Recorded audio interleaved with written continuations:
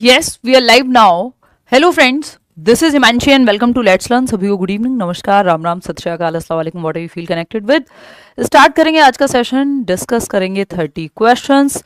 और जैसा कि आपको पता ही है, ये CDP फुल मार्क्स सीरीज है जिसका सेशन 2 है। ये इस फुल मार्क्स का मतलब ये 30 आउट ऑफ 30 ऑन 30 आप लेकर के आएंगे CDP में, CTET में, चाहे आप पेपर 2 के लिए जा रहे हो, पेपर 1 के लिए जा रहे हो। प्रीवियस ईयर कितने करने हैं, नए क्वेश्चंस कितने करने हैं, दोनों का मिक्सचर करना है, ये सब की चिंता आपको इस सीरीज पे छोड़ देनी है, मुझ पर छोड़ देनी है। ये सीरीज अगर आप थॉरली फॉलो करते हैं पेपर तक CTET के, तो इससे ज़्यादा सवाल करने की आपको ज़रूरत नहीं पड़ेगी अगर आप इतने सवाल अच्छे से कर लेते हैं। इसमें न्यू पुराने जो भी, जहाँ प्रीवियस ईयर कराने हैं, जो बचे हुए सेट इंपॉर्टेंट हैं, जहाँ नए कराने हैं, वो सब मेरी चिंता है। आप क्या करेंगे, आप करेंगे लाइक, शेयर और सब्सक्राइब करके बैठ जाएंगे, ताकि डेली हम जुड़ते रहें क्लासेस में, है ना। अभी बीच में कुछ दिनों का ब्रेक है, वैसे डेली मिलेंगे हम। 9 तारीख को मंडे को मिलेंगे हम, नहीं 9 को नहीं, 8 को मिलेंगे, 8 जून को हम मिलेंगे, 9 दिन बाद। आज के बाद मैं ट्रैवल कर रही हूँ, तब तक आप पुराना रिवाइज करेंगे और बैचेस में जो क्लासेस हैं या आपको एक्स्ट्रा भी कुछ क्लासेस डलवा दी जाएंगी। वो लाइव भी होंगे सेशंस, बट एक्स्ट्रा में आप पढ़ते रहें जिनके पास ज़्यादा समय है। बैचेस में आप इनरोल करना चाहते हैं तो बिल्कुल कर सकते हैं। CTET का बैच हो, UPTET का बैच हो, पेडागॉजी स्पेशल का बैच हो, चाहे पेडागॉजी स्पेशल CTET के लिए मत लीजिएगा, वो बाकी क्योंकि बड़ा बैच है, उसमें पेडागॉजी ही होती है। बाकी सभी एग्जाम्स के लिए इस पर अभी डिस्काउंट ऑनगोइंग है। लाइक शेयर सब्सक्राइब आप कर लेंगे। ये सब बातें हमारी हो गई हैं। आ जाते हैं पहले सवाल पे। बढ़िया बढ़िया सवाल करेंगे, अच्छे अच्छे, क्यूट क्यूट। ठीक, ये जो PDFs हैं जितनी भी पेंडिंग, वो सब होपफुली आज रात में या कल हर हालत में शेयर आपके साथ हो जाएंगी, क्योंकि ये तो मैं ट्रैवल के दौरान भी कर लूँगी। और जल्दी ही एक किताब भी आएगी, उस पर भी काम ट्रैवल के दौरान ही होगा। ठीक है, चलिए, टेक केयर, बाय बाय। मतलब बाय बाय तो नहीं, अभी तो शुरू हुआ है, हाय हाय वाला टाइम है, वो वाला हाय हाय नहीं। क्वेश्चन नंबर 1 देखिएगा और जवाब दीजिएगा। Contents which require an extension or modification of existing cognitive structures take dash time for learning and are retained for dash duration. मतलब क्या है, जिन विषय वस्तुओं को मौजूदा संज्ञानात्मक संरचनाओं के विस्तार या संशोधन की आवश्यकता होती है, यानी जिस कंटेंट को आप as it is just fit नहीं करेंगे, आपको अपने एग्जिस्टिंग स्कीमा को, अपने एग्जिस्टिंग कॉग्निटिव स्ट्रक्चर को, अपने वर्तमान संज्ञानात्मक संरचना या स्कीमा, जो भी वर्तमान मौजूदा जानकारी है, उसमें परिवर्तन करना पड़ेगा, मॉडिफिकेशन करना पड़ेगा, है ना। तो इसका मतलब आपको एकोमोडेट करना पड़ेगा। तो एकोमोडेशन में ज्यादा समय लगेगा या फिर जस्ट फिट इन करने में ज्यादा समय लगेगा, तो ये आप खुद ही समझेंगे जब आपको पुराने को मॉडिफाई करना पड़े, चेंज करना पड़े। जस्ट ऐड करना है, किसी चीज को फिट इन करना है, एसिमुलेट करना है, तो कम समय लगेगा। एकोमोडेशन में ज्यादा समय लगेगा। तो आप लोग 40% लोग ही सही जवाब दे पा रहे हैं। तो ये शॉर्ट प्रोसेस तो नहीं होगा कि short time for learning and are retained for long duration. Time भी मॉडिफाई करने में ज्यादा लगता है और रिटेन्ड भी फिर वो लंबे समय तक रहता है, क्योंकि आपने पुरानी गलत सूचना को मॉडिफाई किया है, उसमें चेंज लाया है। तो चेंज लाने में टाइम लगेगा, लेकिन फिर वो हमेशा के लिए चेंज हो जाएगा, लॉन्ग टर्म के लिए आपके दिमाग में सेटलमेंट हो जाएगा। इट्स लाइक कि आपने डॉग को देख करके कैट कहा, या हॉर्स को देख करके, घोड़े को देख करके आपने ऊंट कहा। ऊंट तो नहीं कह सकते, वैसे बहुत अंतर होता है। घोड़े को देख करके आपने गाय कहा, या कुत्ते को देख करके आपने बिल्ली कहा, या बिल्ली को देख करके आपने कुत्ता कहा। अब जब आपने कैट को देख के डॉग कहा, तो आपको क्या करना पड़ेगा, अपने स्कीमा को मॉडिफाई करना पड़ेगा, चेंज करना पड़ेगा। मॉडिफिकेशन आएगा कि भाई ये कैट से अलग है डॉग, इसके ये फीचर्स होते हैं, ये भौंकता है, साइज में थोड़ा सा डिफरेंस है, वॉटेवर ये चेंजेस हैं। जस्ट कैट का स्कीमा ऐड करना था तो एसिमुलेशन था कि एक और कलर की कैट दिखी, आपने ऐड कर लिया, इंफॉर्मेशन को आत्मसात हो गया, बात खत्म। ज्यादा देर नहीं लगेगी, शॉर्ट पीरियड लगेगा। लेकिन जब आपको चेंज करना पड़े, मॉडिफिकेशन करना पड़े पुराने स्कीमा में, जिसको एकोमोडेशन भी कहते हैं। अब देखो, ये डायरेक्ट पे आजे का नाम नहीं लिखा है, लेकिन थियरी वही है, सवाल वही है। तो जिस पुराने एग्जिस्टिंग स्कीमा में या तो एक्सटेंशन करना हो या मॉडिफिकेशन करना हो, जस्ट फिट इन नहीं करना है, तो ये लॉन्ग प्रोसेस है। और ये जो ऐसे आपने मॉडिफाई करके जब पुराने में चेंज किया है, तो ये रिटेन भी लंबे समय तक ही रहेगा, क्योंकि आपको कंफ्यूजन क्लियर हुई होगी। इसका मतलब कॉग्निटिव कॉन्फ्लिक्ट आया होगा, डिसइक्विलिब्रियम क्रिएट हुआ होगा। पियाजे वाले क्वेश्चंस कराए थे ना उस दिन, याद है?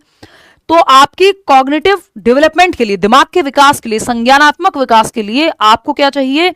आपको कॉग्निटिव कॉन्फ्लिक्ट चाहिए, डिसइक्विलिब्रियम चाहिए, असंतुलन चाहिए। यानी जो जानकारी है उसमें कुछ कॉन्फ्लिक्ट आए, द्वंद आए, तब तो आप कुछ नया उसमें पुराना में चेंज करेंगे, तब जाकर के आप सीखेंगे, अकोमोडेट करेंगे। तो हम ये नहीं कह सकते कि एक्सटेंशन या मॉडिफिकेशन में शॉर्ट टाइम लगता है। हाँ, लॉन्ग लगता है, लेकिन ये शॉर्ट ड्यूरेशन तक रहता है, नहीं, शॉर्ट ड्यूरेशन नहीं, ये लॉन्ग ड्यूरेशन तक रहेगा और लॉन्ग ही टाइम लगेगा। तो बाकी ऑप्शंस बनते ही नहीं हैं, ऑप्शन ही बनता है आपका फोर्थ का, सिंपल। आगे बढ़ेंगे, क्वेश्चन नंबर 2। इसको ऐसे भी देख सकते हो अगर देखना चाहो कि ये एसिमिलेशन और एकोमोडेशन की प्रोसेस है। इस कंप्लीट प्रोसेस को पियाजे की थ्योरी में अडेप्टेशन कहते हैं, अनुकूलन कहते हैं, है ना, अनुकूलन कहते हैं। इसलिए पियाजे वाइगोत्स्की की थियरी ऐसी थियरीज हैं जिनको आप छोड़ के नहीं जा सकते। डायरेक्ट आपको नाम दिखे ना दिखे, कितने सवाल इसी पे आधारित होते हैं। ठीक है, अडेप्टेशन की प्रक्रिया कैसे होती है? आपने एसिमिलेट किया कुछ, यानी ऐड किया कुछ, फिट इन किया एग्जिस्टिंग स्कीमा में। एग्जिस्टिंग स्कीमा क्या है? प्रीवियस नॉलेज, जितना ज्ञान आपके पास आज है, जो भी आपके दिमाग में प्रीवियस नॉलेज स्टोरेज सेट है, वो एग्जिस्टिंग स्कीमा है। इसमें कुछ ऐड किया, फिट इन किया इन्फॉर्मेशन को एग्जिस्टिंग स्कीमा में, तो एसिमिलेट किया। क्या आपको पता है? हाँ, एक ब्लैक कलर की कैट देखी, व्हाइट पहले से पता था, ऐड कर लिया, बात खत्म। इक्विलिब्रेशन है, अगली बार आपने एक और कैट देखी, आपने कहा हाँ कैट है, तो इक्विलिब्रेशन है। यानी जो दिमाग में इंफॉर्मेशन सेव्ड है, स्टोर्ड है, वो इंफॉर्मेशन मैच कर रही है जब आप दुनिया में देख रहे हैं कि आपको पता है इसको पेन कहते हैं, आपने एक पेन देखा, आपने कहा पेन है, तो ये बैलेंस है, कॉग्निटिव बैलेंस की स्थिति है, इक्विलिब्रेशन है, संतुलन है, मानसिक संतुलन है कि जो इंफॉर्मेशन, जो सूचना दिमाग में थी, जो बाहर देख रहे हो, दोनों बैलेंस में है। अब नई सिचुएशन आएगी, अब आप कैट तो दिख गई, लेकिन इस बार डॉग दिखेगा और कोई कहेगा भाई ये कैट नहीं है, तो इसका मतलब डिसइक्विलिब्रियम होगा, असंतुलन होगा, मैच नहीं होगी इंफॉर्मेशन जो दिमाग में है, बैलेंस नहीं होगा, कॉग्निटिव कॉन्फ्लिक्ट क्रिएट हो जाएगा। अच्छा ये कैट नहीं है, इसके भी 4 पैर हैं, इसकी भी एक पूंछ है, ये तो कैट होनी चाहिए थी, फिर क्या है ये? तो इसका मतलब डिसइक्विलिब्रियम क्रिएट हो गया, कंफ्यूजन क्रिएट हो गई टॉपिक में। तो अब इस कंफ्यूजन से, इस कॉग्निटिव कॉन्फ्लिक्ट से, मानसिक द्वंद से, संज्ञानात्मक द्वंद से, असंतुलन से, डिसइक्विलिब्रियम से क्या होगा? अब आपको अडेप्ट करना पड़ेगा नई जानकारी के हिसाब से, कि आपको सीखना पड़ेगा कि डॉग का स्कीमा अलग होता है, पुराने में मॉडिफिकेशन करना पड़ेगा, एकोमोडेट करना पड़ेगा। तो ये अपने आप में लंबी प्रक्रिया है, एसिमिलेट करना इजी है, शॉर्ट प्रोसेस थी। ये पूरी प्रक्रिया एकोमोडेशन की अपने आप में लॉन्ग प्रोसेस है, और ये लंबे समय तक फिर आप दिमाग में आपकी स्कीमा सेट रहेगा, क्योंकि आपने मॉडिफाई किया था पुरानी इंफॉर्मेशन को। इतनी बात क्लियर है? क्वेश्चन नंबर 2 देखिएगा, ये क्या कहता है? कथन है, the purpose of administering intelligence tests and extended observation should be to compare children in specific domains and abilities. यानी जो पर्पज है बुद्धि परीक्षणों का और विस्तारित अवलोकन, यानी एक्सटेंडेड ऑब्जर्वेशन का, कि आप बुद्धि परीक्षण ले रहे हैं और ऑब्जर्व कर रहे हैं बच्चे को, व्यक्ति को, जिसका भी आप बुद्धि परीक्षण ले रहे हैं, इसका जो उद्देश्य है बच्चों की विशिष्ट आयाम और क्षमताओं में तुलना करना होता है। इंटेलिजेंस टेस्ट इसलिए ले रहे हैं ताकि बच्चों को कंपेयर कर सकें, या बच्चों को आपस में कंपेयर कर सकें, ये गलत पर्पस है। इंटेलिजेंस टेस्ट ले रहे हैं बच्चे की एबिलिटीज, उसका एप्टीट्यूड, उसका इंटरेस्ट, किस लेवल पे उसका दिमाग फंक्शन करता है, वो क्या अच्छा कर सकता है, क्या उसकी स्ट्रेंथ्स हो सकती हैं, कहाँ उसको गाइड किया जा सकता है, इन सब के लिए, ना कि बच्चों को आपस में कंपेयर करने के लिए। कंपैरिजन होता है, बट ये पर्पस नहीं है इंटेलिजेंस टेस्ट का, ये उद्देश्य नहीं हो सकता, है ना। तो ये बात सही नहीं हो सकती, ये गलत है, फॉल्स है। 60% लोग सही जवाब दे रहे हैं इसमें। रीजन क्या है इसका? Intelligence is an इनेट ability and can not be nurtured. ये भी गलत है कि बुद्धिमत्ता या बुद्धि एक जन्मजात क्षमता है और इसे पोषित नहीं किया जा सकता, बढ़ा नहीं सकते, ये कहना गलत है। आपके गार्डनर कह रहे हैं कई प्रकार की बुद्धि है। दूसरा, एक इंक्रीमेंटल और एंटिटी व्यू होता है इंटेलिजेंस का, कि हम क्षमता को बढ़ा सकते हैं, ये इंक्रीमेंटल व्यू है, टीचर को यही मानना चाहिए। एंटिटी व्यू क्या है? एंटिटी मतलब फिक्स्ड है इंटेलिजेंस, इसको बढ़ा नहीं सकते, ये कहना गलत होगा। हम मॉडर्न डे में ऐसा नहीं मानते कि भाई आईक्यू फिक्स हो गया या इंटेलिजेंस फिक्स हो गया तो हम बढ़ा नहीं सकते।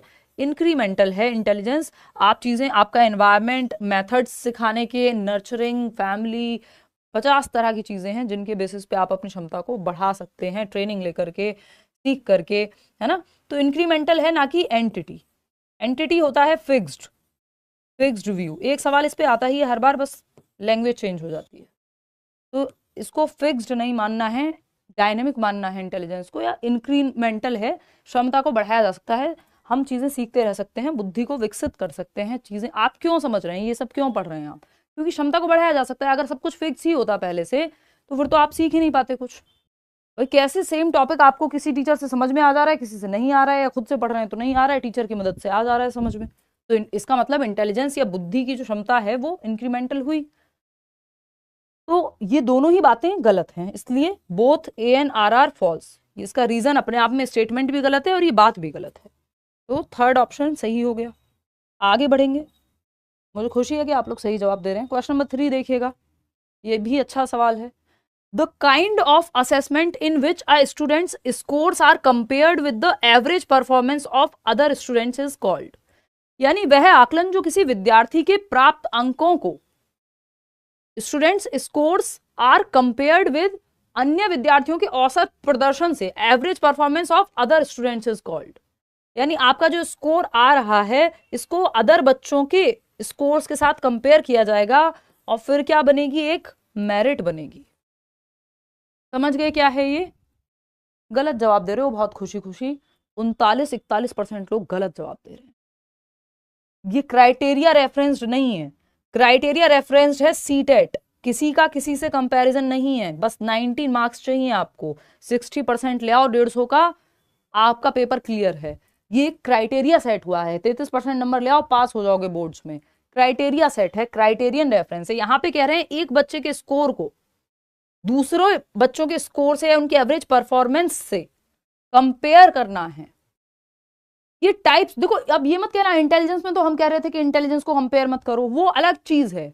इंटेलिजेंस टेस्ट का पर्पस ये नहीं हो सकता कि बच्चों को आपस में कंपेयर करना, लेकिन जब हम टेस्ट ले रहे हैं और हमें कुछ लोगों को सेलेक्ट करना है तो ये अलग प्रतियोगी परीक्षा की बात हो रही है, इंटेलिजेंस की बात नहीं हो रही है।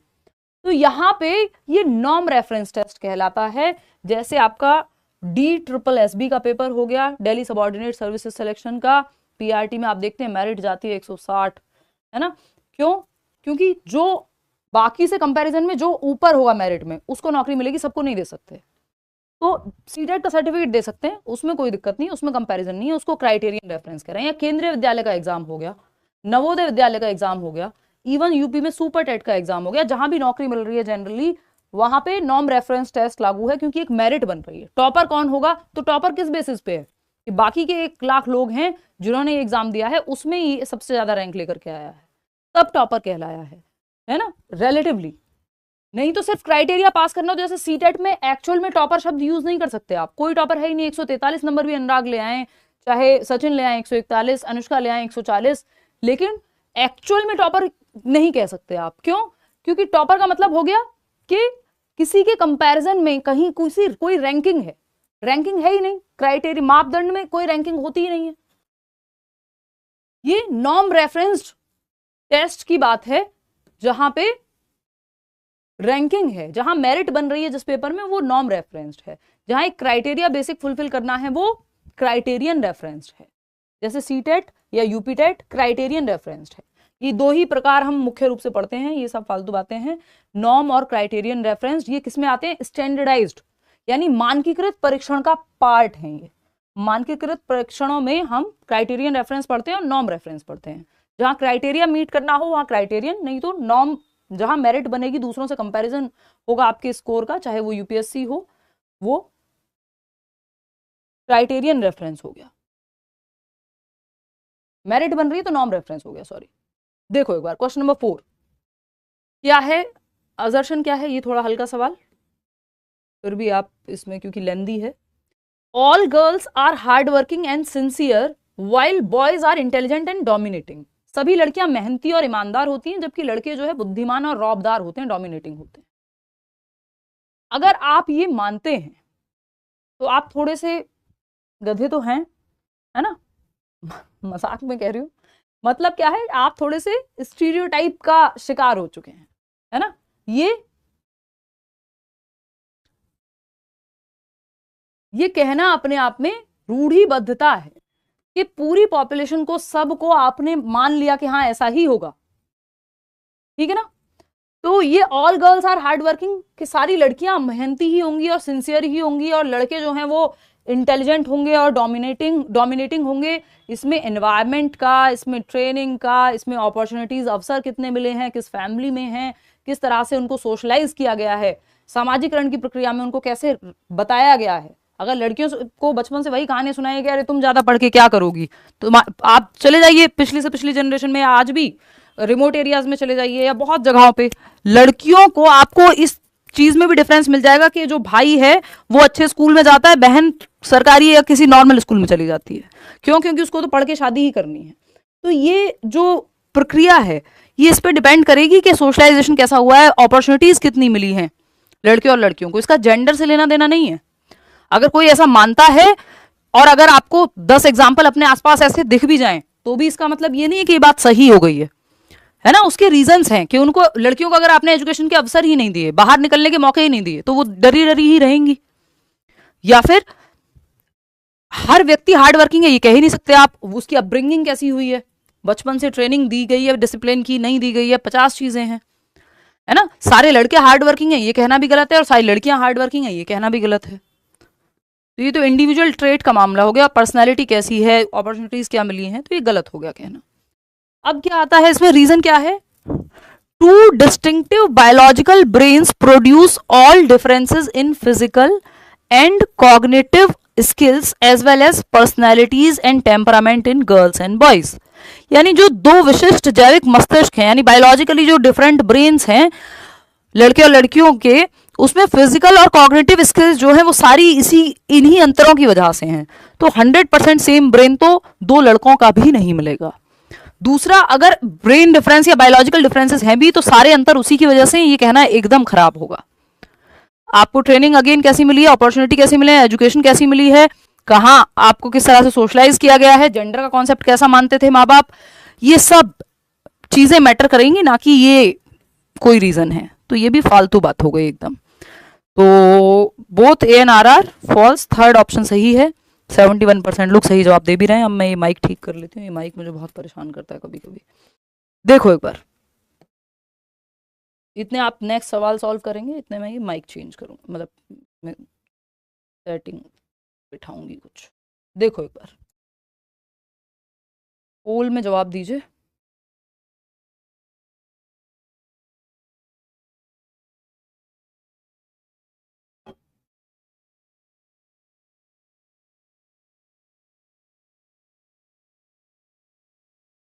सिक्सटी 67% लोग कह रहे हैं थर्ड ऑप्शन। बहुत बढ़िया, सही जवाब दे रहे हैं आप। और ये मत सोचिएगा कि जो हमसे सॉल्व हो जा रहा है वो सवाल पेपर में नहीं आएगा, ये एक अपने आप में गलत धारणा है ना। आसान, मुश्किल, मॉडरेट सब तरह के सवाल पेपर में आते हैं और हर टॉपिक से आते हैं।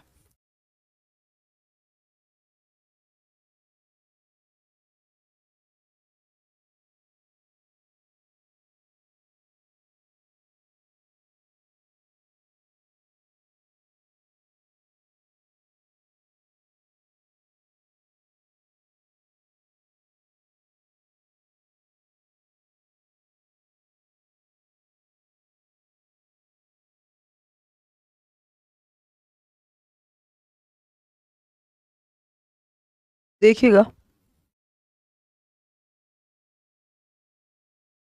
थर्ड ऑप्शन 81% लोग सही जवाब दे रहे हैं। बहुत बढ़िया, बेहतरीन जवाब। आप तो अच्छे बच्चे बन गए हैं। एनीवे, बच्चे तो आप हैं नहीं, अडल्ट ही हैं। देखिए खैर, समझते हैं कहानी। अब जब हम बात कर रहे हैं यहाँ, सवाल ने क्या पूछा है हमसे कि individual differences in learning preferences of students should be seen as, यानी व्यक्तिगत विभिन्नताएं होंगी अधिगम की प्रक्रिया में। बच्चों में सारे बच्चे सेम तरह से नहीं सीखेंगे, और सारे बच्चे सेम स्पीड पे भी नहीं सीखेंगे। ये माइक जो है आज परेशान करके ही मानेगा, कसम खा लिए। देखो एक बार, देखिएगा, तो सारे बच्चे सेम तरह से नहीं सीखेंगे, और सेम विद्यार्थियों के सीखने की प्राथमिकताओं, मैं देखिए, एक मिनट रुको।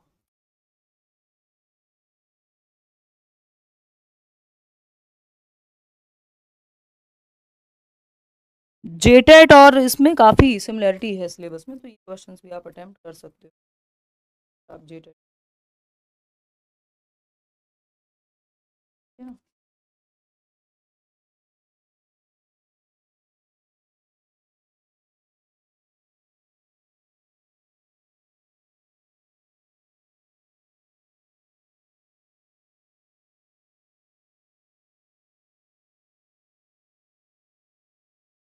80%?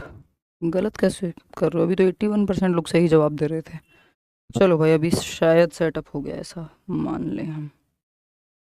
देखिएगा इसको चेंज कराएंगे यार, अगली बार उसको बोल के पीछे से मेरे चेंज करा देना, या तो इसमें टेप वगैरह कुछ लगवा देना कि ये हटता ही रहता है। देखिएगा एक बार, 80% लोग थर्ड ऑप्शन कह रहे हैं, समझते हैं। Individual differences in learning preferences of students should be seen as, व्यक्तिगत विविधताओं को, इंडिविजुअल डिफरेंसेस क्या होते हैं, सारे बच्चे एक जैसे नहीं होते, नहीं तो रोबोट्स हो जाएंगे, है ना। इंडिविजुअल डिफरेंसेस यानी व्यक्तिगत विभिन्नताएं पाई जाती हैं बच्चों में और इंसानों में, इंटेलिजेंस का लेवल, एप्टीट्यूड, एटीट्यूड, इंटरेस्ट चीज़ों में, उनका एनवायरमेंट, बहुत सारी चीज़ें में अंतर होता है, नहीं तो हम रोबोट्स हो जाएंगे अगर सब एक जैसे हो जाएंगे। तो यूनिफॉर्मिटी नहीं होती, इंडिविजुअल डिफरेंसेस होते हैं, व्यक्तिगत विभिन्नताएं होती हैं, अलग भाषा के आधार पर विविधता हो सकती है, जेंडर के आधार पर विविधता हो सकती है, आप किस समाज किस संस्कृति से आ रहे हैं उसके आधार पर विविधता हो सकती है, इंटेलिजेंस के स्तर के आधार पे पर्सनैलिटी अलग हो सकती है बच्चों की, उनका इंटरेस्ट एरिया अलग हो सकता है ना। तो ये इंडिविजुअल डिफरेंसेस क्या है, डाइवर्सिटी क्रिएट करते हैं, जो कि थर्ड ऑप्शन कह भी रहा है कि नॉर्मल डेपिक्शन ऑफ डाइवर्सिटी, यानी इंडिविजुअल डिफरेंसेस का मतलब है विविधता का सामान्य चित्रण है ये, है ना, कि इंडिविजुअल्स में डिफरेंस पाया जाता है, ये एकदम आम बात है, विविधता का एक नॉर्मल पिक्चर ड्रॉ करने जैसा है कि हाँ डाइवर्सिटी जो हमारा देश में भी हम कहते हैं कि यूनिटी इन डाइवर्सिटी की हम बात करते हैं कि विविधता में एकता, है ना। तो कॉग्निटिव एबनॉर्मेलिटी नहीं है कि लोग एक जैसे नहीं होते, अंतर पाए जाते हैं, ये कोई संज्ञानात्मक असमानता नहीं है, तो बल्कि अच्छी बात है। अलग अलग इंडिविजुअल अलग अलग तरह के होंगे, अपनी सोच में, समझ में, दिखने में, बुद्धि के स्तर में, पर्सनैलिटी टाइप में, कोई सीरियस रहता है, कोई शाय है, कोई एक्सट्रोवर्ट है। Developmental deficits among some children, नहीं ऐसा नहीं है कि ये कुछ विकासात्मक कमियां हैं, जी नहीं।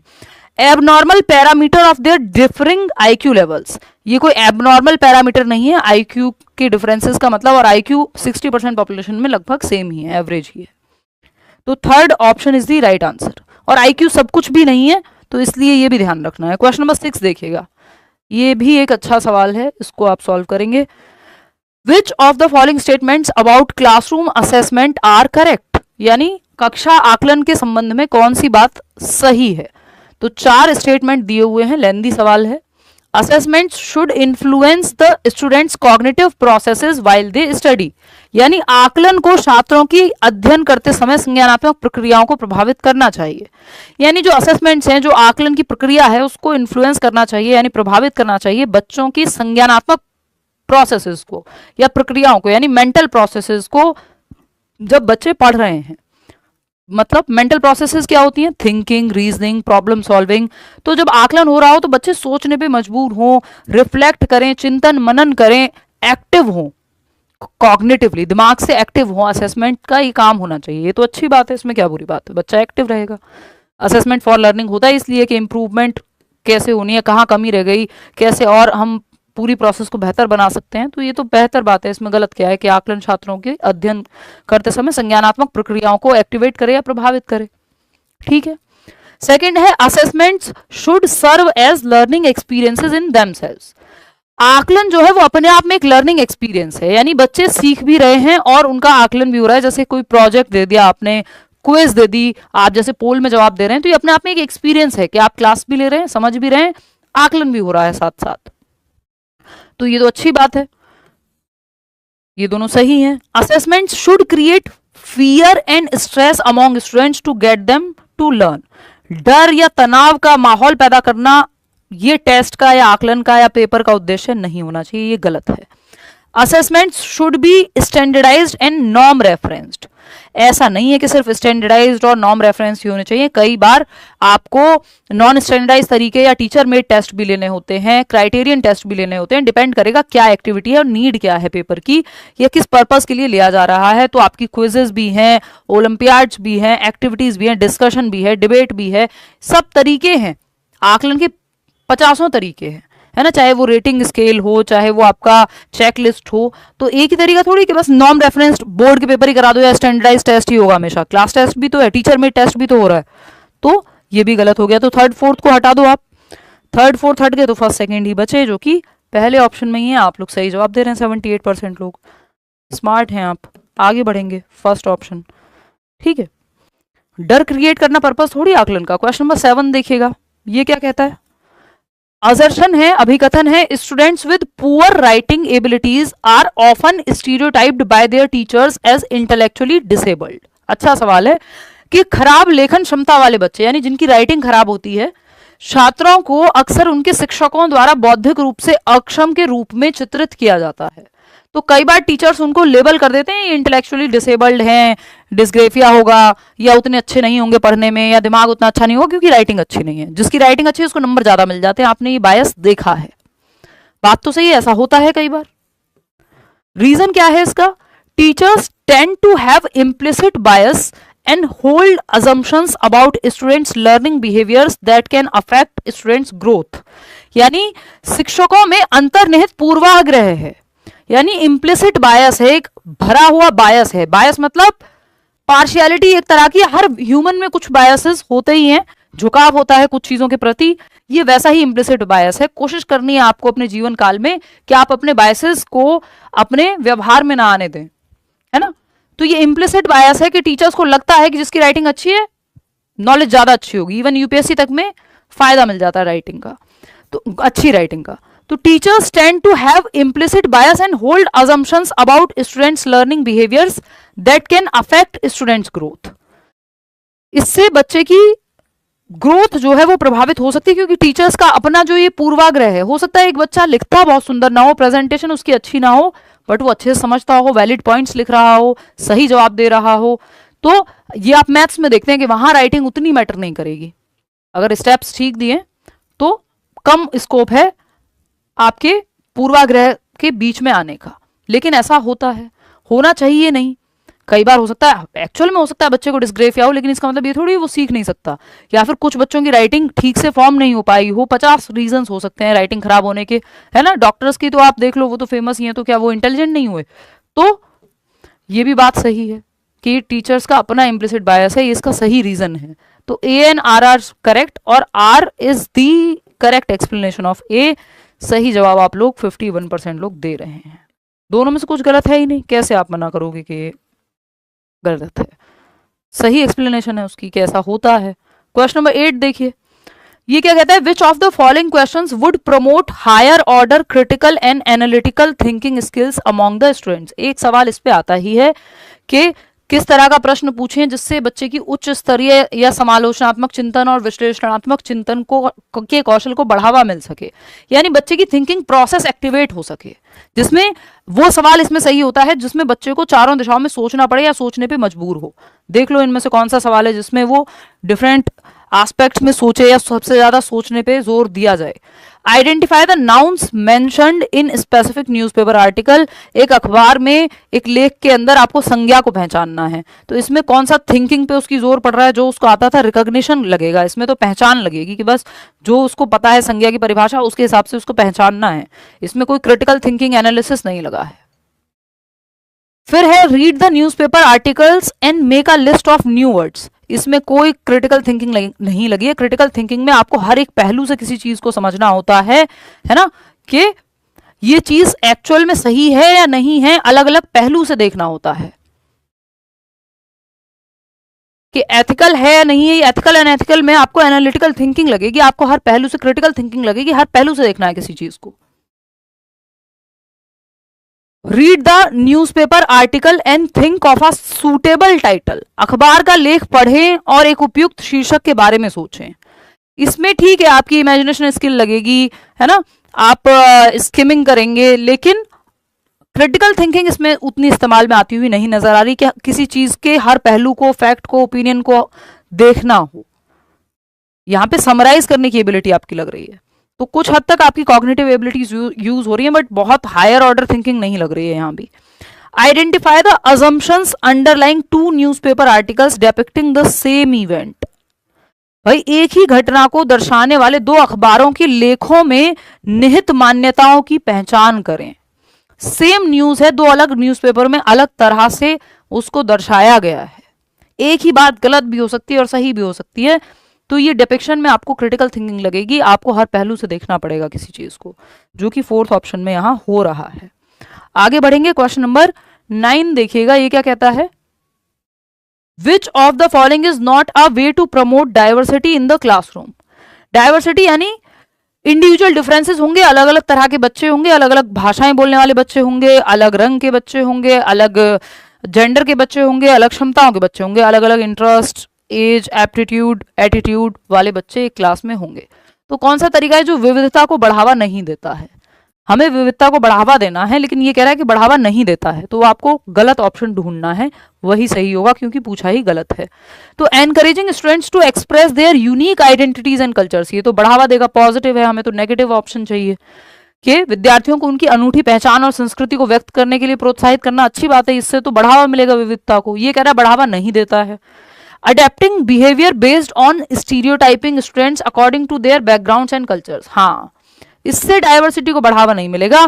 फिर आप एक ही जाति का ग्रुप बना देंगे या एक ही तरह के फेवरेटिज्म चला देंगे क्लास में, तो विद्यार्थियों की पृष्ठभूमि और संस्कृतियों के आधार पर पूर्वाग्रह के अनुकूल व्यवहार करना, ये डाइवर्सिटी को बढ़ावा नहीं देता। अगर आप अपनी स्टीरियोटाइप के बेसिस पे कि ये वाला रंग का बच्चा, गोरा बच्चा मुझे पसंद है, काले रंग का बच्चा मुझे पसंद नहीं है, तो ये आप अगर क्लास में करने लगे तो आप डाइवर्सिटी को प्रमोट नहीं कर रहे हैं, आप बाधित कर रहे हैं, है ना। फिर आप एक तरह से बहुत ही गलत कर रहे हैं क्लासरूम में।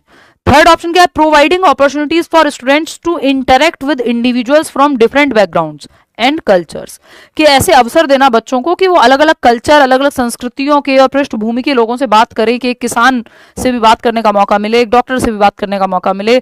आप एक खेत भी दिखाने ले जा रहे हैं कि कैसे फसल उगती हैं, और आप एक हॉस्पिटल विजिट भी ले जा रहे हैं बच्चे को, तो अलग अलग जगहें वो एक्सप्लोर करें कि दुनिया में बहुत कुछ एग्जिस्ट करता है, डाइवर्सिटी है। तो ये बात तो सही है, हमें तो गलत चाहिए थी जो कि सेकंड है। Incorporating a variety of perspectives and experiences in the curriculum, अलग अलग तरह के अनुभव या विभिन्न दृष्टिकोणों को अपनी पाठ्यक्रम में, पाठ्यचर्या में शामिल करना।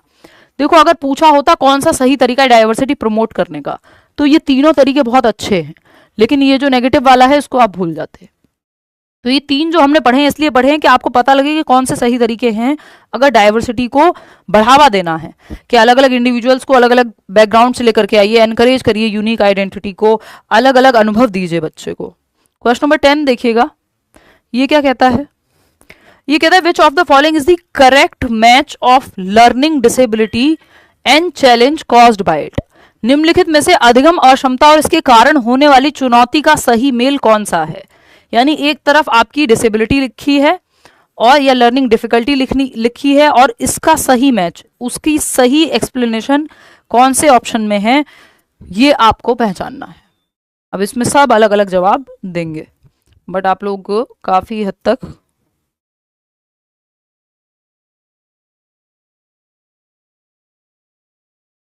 %41 लोग जो है, 38% लोग फर्स्ट कह रहे हैं। चलिए देख लेते हैं। Dysgraphia impacts fine motor skills and spelling, इस पे हमारी चर्चा हुई थी, ये ठीक हो सकता है, आएंगे अभी बाकी ऑप्शंस पढ़ के, अभी इसको मार्क करके रख लेते हैं। Dyslexia impacts ability to learn numbers and arithmetic operations, ये अर्थमेटिक यानी संख्याओं और अंकगणितीय संक्रियाओं को सीखने की क्षमता में जो प्रॉब्लम है, मैथमेटिक्स की प्रॉब्लम डिसकैलकुलिया कहलाएगी, ना कि डिसलेक्सिया। डिसलेक्सिया क्या है, पठन संबंधी विकार है, तो ये तो इसके बारे में सही नहीं है, तो ये तो हट गया।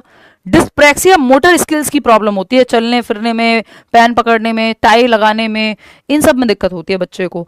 तो ठीक से देखने व सुनने बोल पाने की बात, ये डिस्फेजिया बोलते हैं इसको।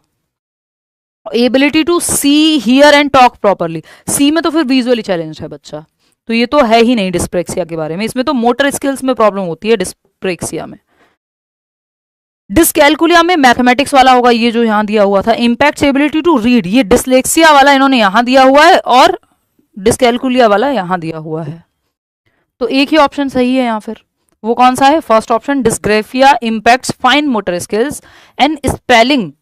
डिस्प्रेक्सिया में भी फाइन मोटर स्किल्स इम्पैक्ट होती हैं, लेकिन ओवरऑल मोटर स्किल्स मतलब चलना फिरना दौड़ना भागना या लिखना पढ़ना, फाइन ग्रॉस और फाइन मोटर स्किल्स तो डिस्प्रेक्सिया में भी होती हैं, डिस्ग्रेफिया में भी होती हैं, कि जो फाइन मोटर स्किल्स हैं वो इम्पैक्ट होती हैं, तो बच्चे की ग्रिप नहीं बन पाती है ना।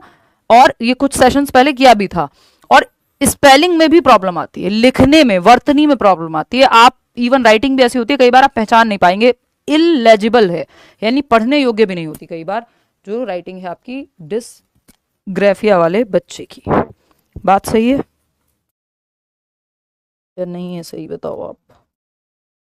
आगे चलें नेक्स्ट क्वेश्चन पे। ये माइक, हाँ चलिएगा, खैर आगे बढ़ेंगे। तो फर्स्ट ऑप्शन ही यहाँ सही है। क्वेश्चन नंबर 11 देखिएगा, students struggling with autism show ease at. Autistic बच्चा जो है, या जो बच्चा ऑटिज्म से या स्वालीनता से जूझ रहा है, उसको किस चीज में आसानी होती है? एक चीज है जो जनरली पेपर में बार बार पूछी जाती है कि भाई ऑटिस्टिक बच्चा इस चीज के साथ कंफर्टेबल है, या ये ईज है उसके लिए, आसान है, या इस चीज के साथ कंफर्टेबल होता है। 40% लोग जो है गलत जवाब दे रहे हैं। ऑटिस्टिक बच्चा, ध्यान रखिएगा, कि कभी भी आई कांटेक्ट में कंफर्टेबल नहीं होगा। इवन ऑटिस्टिक बच्चे आई कांटेक्ट नहीं करते, है ना, वो कहीं और देख के ही बात कर रहे होते हैं या नीचे देख के बात कर रहे होते हैं। तो बातचीत के दौरान आंखों का संपर्क स्थापित करने में ईज नहीं होती, डिसईज है वो, या प्रॉब्लम है, डिस्कंफर्ट है। फैमिलियर एंड प्रिडिक्टेबल रूटीन्स, ये बात एकदम सही है। सेकेंड ऑप्शन, 47% लोग सही जवाब अब दे रहे हैं।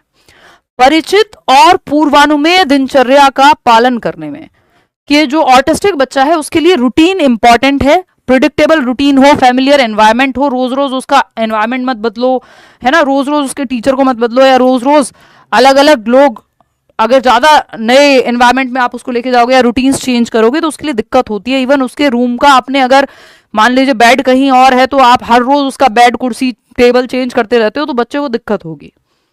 नॉर्मल केस में होती है, जिनको ऑटिज्म नहीं है, तो ऑटिस्टिक बच्चे को तो और ज्यादा दिक्कत होती है, अगर उसका रूटीन या इवन रूम की सेटिंग भी बहुत ज्यादा चेंज होती है अगर जल्दी जल्दी। तो ये क्योंकि स्टीरियोटिपिकल बिहेवियर होता है, इसमें सेम चीज रिपीट करते हैं बच्चे, बहुत बार सेम चीजें बोलते हैं, है ना, रेपिटेटिव एक्शंस होते हैं, कम्युनिकेशन में प्रॉब्लम होती है, आई कांटेक्ट नहीं कर पाते हैं। लेकिन ये रूटीन्स हेल्पफुल होते हैं। ऑटिस्टिक बच्चा रूटीन्स में इजीली रह पाता है, बल्कि बहुत ज्यादा चेंजेस अगर आप रूटीन में कर रहे हैं तो वो प्रॉब्लम है। रैपिड ट्रांजिशंस बिटवीन एक्टिविटीज, ये बिल्कुल भी नहीं होना चाहिए ऑटिस्टिक बच्चे के लिए। तो ये बहुत ही खराब चीज है कि आप तेजी से बदलाव कर रहे हैं गतिविधियों में। वो एडीएचडी वाले के लिए एक बार को चल जाएगा, क्योंकि वो बहुत देर तक एक चीज पर अटेंशन नहीं टिका के रखता। कम्युनिकेशन विद स्ट्रेंजर्स, नहीं, कम्युनिकेशन में तो बच्चे को प्रॉब्लम ही है, और फैमिलियर हो तो फिर भी ठीक है, स्ट्रेंजर्स में तो और दिक्कत है। तो सेकेंड ऑप्शन ही है जहां पे वो ईज फील करेगा बच्चा। विच of the following statements is not correct about gifted children. प्रतिभाशाली बच्चों के बारे में कौन सी बात ठीक नहीं है? प्रतिभाशाली बच्चे कौन से होते हैं? 3 प्रकार के होते हैं, या तो जिनका आईक्यू ज्यादा है, किसी एक फील्ड में टैलेंटेड हैं, या क्रिएटिव हैं। नॉर्मल केस में हम मान के चलते हैं कि ये हाई आईक्यू रखते हैं, तो इनकी क्यूरियोसिटी बहुत ज़्यादा होती है, जिज्ञासा, मेमोरी की एबिलिटी ज़्यादा होती है, अपने से ज़्यादा एज ग्रुप के बच्चों से जो है दोस्ती करते हैं, मेंटल एबिलिटी, चीज़ें जल्दी समझते हैं, सीखते हैं। डिफरेंट इनकी क्षमताएं हैं, जिसमें से ये कुछ मैंने आपको बताई हैं। कौन सा एक कैरेक्टरिस्टिक नहीं है गिफ्टेड बच्चे का? देखिए, किसी भी केस में जो आप ऑप्शन दे रहे हैं वो बिल्कुल सही है। 77% लोग, 79% लोग सही जवाब दे रहे हैं कि गिफ्टेड बच्चा हो और ये हो कि क्यूरियोसिटी की कमी है, पॉसिबल ही नहीं है, संभव ही नहीं है कि आप गिफ्टेड हैं और आप में क्यूरियोसिटी नहीं है, जिज्ञासा नहीं है चीजों को लेके। प्रतिभाशाली बच्चों में जिज्ञासा की भावना कम होती है और उनकी कल्पना शक्ति भी कमजोर होती है, पॉसिबल ही नहीं है, नॉट एट ऑल पॉसिबल। ये सबसे बड़ा लक्षण है गिफ्टेड बच्चों का। They have higher levels of curiosity, हर चीज को लेके सवाल है उनके मन में, है ना, इमेजिनेशन बहुत अच्छी है, सवाल बहुत पूछेंगे, तो दे आर क्यूरियस पीपल। तो गिफ्टेडनेस और जिज्ञासा का डायरेक्ट रिलेशन है। अगर जिज्ञासु नहीं है आप तो कुछ नया सोचेंगे ही नहीं, सवाल आएंगे ही नहीं, जो हो रहा है सही है, खाओ पियो सो जाओ। Gifted children have lower sense of curiosity and poor imagination skills. बहुत ज्यादा इमेजिनेशन भी इनकी बहुत हाई नहीं होती। अगर गिफ्टेड नहीं है तो गिफ्टेडनेस में ऐसा पॉसिबल नहीं है, हायर इमेजिनेशन होगी, क्योंकि वो सोचता है, क्यूरियोसिटी है, जिज्ञासा ज्यादा है तो इमेजिन भी करेगा, थिंकिंग भी करेगा, सारी चीजें ज्यादा होंगी। Children can be gifted in more than one kind of intelligence. हाँ बिल्कुल हो सकते हैं, है ना, ये तो करेक्ट बात है कि एक से ज्यादा चीजों में गिफ्टेड हो सकते हैं बच्चे। हो सकता है गाना भी बहुत अच्छा गाते हो, लिखते भी बहुत अच्छा हो, है ना। फॉर एग्जाम्पल अगर फरहान अख्तर की हम बात करें, वही एग्जाम्पल मेरे दिमाग में आ रहा है अभी के लिए, तो वो एक्टिंग भी कर लेते हैं कभी कभार, ठीक ठाक एक्टिंग भी कर लेते हैं कई मूवीज में, देखा है हमने, लिख भी लेते हैं, गा भी लेते हैं। तो गिफ्टेड बच्चे कई फील्ड में गिफ्टेड हो सकते हैं, ऐसा थोड़ी है कि एक ही फील्ड में होंगे, और ऐसे आपको सैकड़ों एग्जाम्पल मिल जाएंगे। Gifted children are born with extraordinary abilities and potential that need to be nurtured.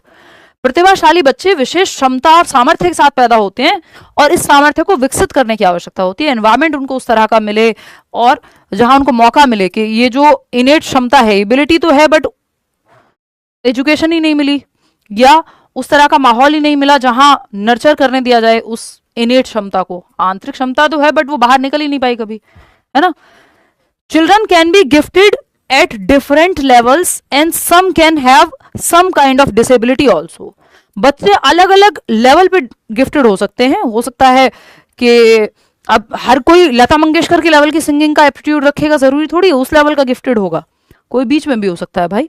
तो लेवल्स ऑफ गिफ्टेडनेस भी डिफरेंट हो सकते हैं और कई बार गिफ्टेडनेस के साथ डिसेबिलिटी भी हो सकती है। फॉर एग्जाम्पल स्टीफन हॉकिंस, है ना। अब तो खैर नाम लेते हुए भी थोड़ा सोचना पड़ता है, जब से फेमस हुए हैं वो अलग रीजंस के लिए, सोशल मीडिया पे आप जानते ही हैं। थर्ड ऑप्शन यहाँ पे सही है। क्यों सही है? क्योंकि यही गलत है, और जो गलत है वही सही है क्योंकि पूछा ही गलत था। क्या लक्षण नहीं होता गिफ्टेडनेस का? तो लैक ऑफ क्यूरियोसिटी यानी जिज्ञासा की कमी और कल्पना शक्ति की कमी कभी भी गिफ्टेडनेस में आएगा ही नहीं, ये पॉसिबल ही नहीं है। क्वेश्चन नंबर 13 देखिएगा, एरर एनालिसिस बाय स्टूडेंट्स। विद्यार्थियों द्वारा स्वयं का त्रुटि विश्लेषण, कि बच्चे एनालाइज कर रहे हैं कि भाई मैंने 30 क्वेश्चन का एक मॉक लगाया, मुझसे गलती कहाँ हुई, नंबर कटे कहाँ, क्या ठीक किया क्या गलत किया, गलतियां एनालाइज कर रहे हैं। तो इसमें एरर एनालिसिस बाय स्टूडेंट्स में क्या होगा? हिंडर्स मेटाकॉग्निटिव स्किल्स, बिल्कुल भी नहीं। एरर एनालिसिस में तो मेटाकॉग्निटिव स्किल्स, परासंज्ञानात्मक क्षमताएं लगेंगी कि आप रिव्यू कर पाएं, रिफ्लेक्ट कर पाएं, प्लान कर पाएं, देख पाएं, अपनी गलतियों को एनालिसिस कर पाएं। तो ये तो गलत हो जाएगा। Is a futile activity in process of learning, बिल्कुल भी नहीं है। अगर आप अपनी गलतियां ही नहीं पकड़ पा रहे हैं तो फिर तो सीखेंगे कहां से आप? जो एरर्स पकड़ ही नहीं पाएगा वो कैसे ठीक करेगा उनको? तो ये तो फ्यूटाइल तो नहीं है, ये खराब या ऐसी फालतू का एफर्ट तो नहीं है। Supports students in retaining there learning, ये हेल्पफुल बात है कि आपकी लर्निंग को रिटेन करने में, बनाए रखने में, मजबूत करने में हेल्पफुल होता है जब आप एरर्स का एनालाइज करते हैं कि कहाँ गलती हुई थी, उससे आपने सीख लिया, अब हमेशा के लिए वो ठीक हो गई। फोर्थ ऑप्शन है creates further gaps in students understanding. विद्यार्थियों की समझ में और अधिक फासला पैदा कर देते हैं। नहीं भाई, गलती के एनालिसिस से गैप जहां था वो कम हो जाएगा। ऐसा नहीं है कि गैप बढ़ जाएगा एरर एनालिसिस से, वो तो बल्कि आपको पकड़ में आएगा कि आपकी लर्निंग में गैप कहां रह गया था जिसकी वजह से गलती हुई। डायग्नोज कर रहे हैं आप एरर एनालिसिस के थ्रू। क्वेश्चन नंबर 14 देखिएगा, विच of the following statements is correct regarding declarative knowledge and procedural knowledge. ये इंग्लिश पेडागोजी में भी आता है, ये सीडीपी में भी सवाल आता है। घोषणात्मक ज्ञान हिंदी पेडागोजी में भी आ जाएगा। और प्रक्रियात्मक ज्ञान में संबंध क्या है, उसके लिए सही ऑप्शन आपको देख करके बताना है। फटाफट बताइए।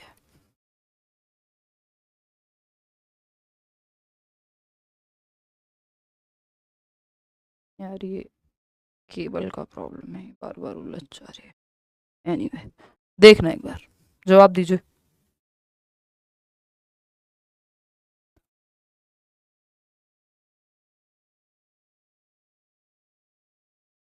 देखिए थर्ड ऑप्शन आप लोग कह रहे हैं 39% लोग। चलिए देखते हैं। देखिए मैं वैसे ही आपको बता दूं, प्रोसीजरल नॉलेज होती है प्रोसीजर का ज्ञान। भाई ऑपरेशन कैसे करना है इसके लिए प्रोसीजरल नॉलेज चाहिए आपको। इसमें तो डिक्लेरेटिव भी चाहिए, बट प्रोसीजरल के बिना तो बिल्कुल नहीं कर पाओगे। प्रोसीजरल नॉलेज, साइकिल कैसे चलाते हैं, साइकिल चलाना आता है आपको, या स्विमिंग करना आता है, this is procedural knowledge. Process पता है आपको स्टेप बाय स्टेप कि कैसे होती है कोई चीज, हाउ टू डू समथिंग, है ना, हाउ टू डू समथिंग या हाउ समथिंग हैपन्स, ये प्रोसीजरल नॉलेज है। प्रक्रियात्मक ज्ञान है कि ये प्रक्रिया कैसे होती है, स्विमिंग की प्रक्रिया कैसे वर्क करती है, आपको स्विमिंग करना आता है, इसका मतलब आपको प्रोसीजरल नॉलेज है। साइकिल चलानी आती है, प्रोसीजरल नॉलेज है, कैसे करनी है कोई चीज। डिक्लेरेटिव नॉलेज क्या है, ये घोषणात्मक ज्ञान है कि आपको साइकिल कैसे चलाते हैं इसकी स्टेप्स पता है, चलाई कभी नहीं है, आपको पता है ये करना होता है वो करना होता है, पढ़ लिया आपने सारे स्टेप। स्विमिंग में क्या स्टेप्स फॉलो होते हैं आपको पता है, परिभाषा में आप एक्सप्लेन कर देंगे, लिख के आना हो कहीं कि स्विमिंग में क्या स्टेप्स होते हैं आप लिख के आ जाएंगे, करके नहीं देखिए कभी, तो इसका मतलब प्रोसीजरल नॉलेज नहीं है, डिक्लेरेटिव नॉलेज है। परिभाषाएं सारी बताएं, एक्चुअल में कुछ नहीं करा है, बस ज्ञानी बाबा बन गए हैं, ठीक। तो डिक्लेरेटिव नॉलेज क्या है, घोषणात्मक ज्ञान। घोषणात्मक ज्ञान यानी इसमें आपकी डेफिनेशंस या जो थियोरी पार्ट है वो आता है। दोनों, ऐसा नहीं है कि ये ज्ञान नहीं है, नॉलेज तो ये भी है, declarative knowledge is also knowledge, लेकिन प्रोसीजरल नॉलेज पे हम फोकस ज्यादा करते हैं, क्योंकि प्रोसीजर्स अगर पता होंगे तो चीजें कैसे होती हैं, तभी तो हम कहते हैं हमारे यहाँ इतने नंबर ऑफ ग्रेजुएट्स हैं, पीएचडी वाले फिर पियोन का फॉर्म भरते हैं, क्योंकि डिक्लेरेटिव नॉलेज बहुत है, प्रोसीजरल की कमी है, एक्चुअल में स्किल्स की कमी है। तो वो कोई भी स्किल है उसमें प्रोसीजरल नॉलेज लगती है। तो declarative knowledge is also known as analytical knowledge. हमें क्या पता, देखेंगे। Procedural knowledge is generally process oriented in nature, हाँ ये बात हमें सही लग रही है, इसकी संभावना ज्यादा सही होने की। फिर भी देखते हैं, procedural knowledge tells the factual knowledge about something. अरे सरकार ये तो गलत है, हमसे गलत पूछा था सही पूछा था, कौन सा संबंध सही है अभी देखेंगे। Declarative knowledge emphasises how to do something, उल्टा है ये तो आप थर्ड कैसे जवाब दे रहे हो, गलत है थर्ड तो। प्रक्रियात्मक ज्ञान किसी चीज के बारे में तथ्यात्मक ज्ञान है, फैक्चुअल नॉलेज नहीं है सरकार, एक्चुअल नॉलेज है, प्रैक्टिकल नॉलेज है, प्रोसेस प्रक्रिया के बारे में ज्ञान है। और घोषणात्मक ज्ञान कैसे होती है कोई चीज इसके बारे में नहीं है, क्या है कोई चीज, व्हाट के बारे में, डेफिनेशन के बारे में है, कैसे होती है ये हाउ वाला यहां आएगा प्रोसीजरल नॉलेज में, प्रक्रियात्मक ज्ञान में। यहां पे सिर्फ प्रक्रियात्मक ज्ञान में तथ्यात्मक जानकारी नहीं चाहिए, तथ्यात्मक यानी फैक्चुअली तो आपको पता है, एक्चुअल में आपने करके नहीं देखी वो चीज, तो ये तो गलत हो गए। Declarative knowledge also known as analytical knowledge. Declarative knowledge को आप विश्लेषणात्मक ज्ञान के रूप में भी जाना जा सकता है। ये ऐसे एनालिटिकल कहते नहीं है हम, क्योंकि एनालिसिस में फिर आप प्रोसीजर भी सीखते हैं, इसको इंफॉर्मेटिव हम ज्यादा मानते हैं। और इससे बेहतर ऑप्शन हमारे पास सेकंड है कि procedural knowledge is generally process oriented in nature.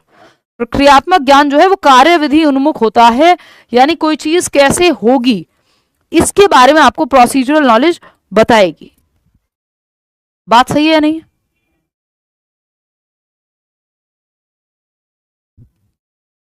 Clear है इतनी बात?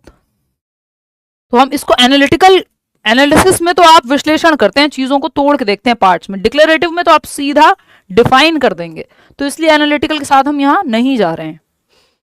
इसमें थोड़ी बहुत सच्चाई हो सकती है क्योंकि हल्का फुल्का एनालिसिस आ सकता है, लेकिन प्रॉपर एनालिटिकल नहीं बोलते हम इसको, तो सेकंड ऑप्शन ही यहां सही है। फंस गए ना इतने आसान से सवाल में। क्वेश्चन नंबर 15 देखो, ये क्या कहता है, a teacher who consciously takes examples of scientist of all genders in her middle school classroom is trying to, यानी एक शिक्षिका जो अपने माध्यमिक स्कूल की कक्षा में सचेत रूप से सभी जेंडर के वैज्ञानिकों के उदाहरण लेती है, कोशिश कर रही है कि वो, मतलब साइंटिस्ट मेल भी हो सकते हैं फीमेल भी हो सकते हैं, है ना, या मैथमेटिशियंस मेल्स और फीमेल्स दोनों हो सकते हैं, एग्जाम्पल्स दोनों प्रयोग में ला रही है, चाहे एग्जाम्पल्स कम हो ज्यादा हो उसके कारण अलग अलग हो सकते हैं। इसका मतलब वो ट्राई कर रही है टू ब्रेक जेंडर स्टीरियोटाइप्स, कि किस पेशे को जेंडर से ना जोड़ा जाए, क्योंकि वो स्टीरियोटाइप बना है एक रीजन से, है ना, रूढ़िवादिता है उसमें कि चला आ रहा है इसीलिए मान लिया गया है, उसमें कोई साइंटिफिक एविडेंस नहीं है। रीइंफोर्स नहीं कर रही, जेंडर डिस्क्रिमिनेशन को कम कर रही हैं, वो तो मजबूत नहीं कर रही। जेंडर आइडेंटिटी को एनेबल कर रही हैं, नहीं, जेंडर आइडेंटिटी कि आप खुद को कैसे देखते हैं, किस रूप में देखते हैं, मेल फीमेल, बायोलॉजिकली डिफरेंट हो सकते हैं आप। कंस्ट्रक्ट जेंडर कॉन्स्टेंसी के जेंडर फिक्स होता है, ये सब भी बात नहीं हो रही है यहाँ पे। वो दोनों एग्जांपल्स ले रही हैं, तो she is trying to break gender stereotypes को तोड़ने की कोशिश कर रही हैं। अगेन लेंदी सवाल, असर्शन यानी अभिकथन। Teachers should encourage children to focus on questions such as what is my learning goal and what do I need to do to get there. कि शिक्षकों को बच्चों को ऐसे सवाल, ऐसे प्रश्नों पे ध्यान केंद्रित करने के लिए प्रोत्साहित करना चाहिए। कैसे प्रश्न?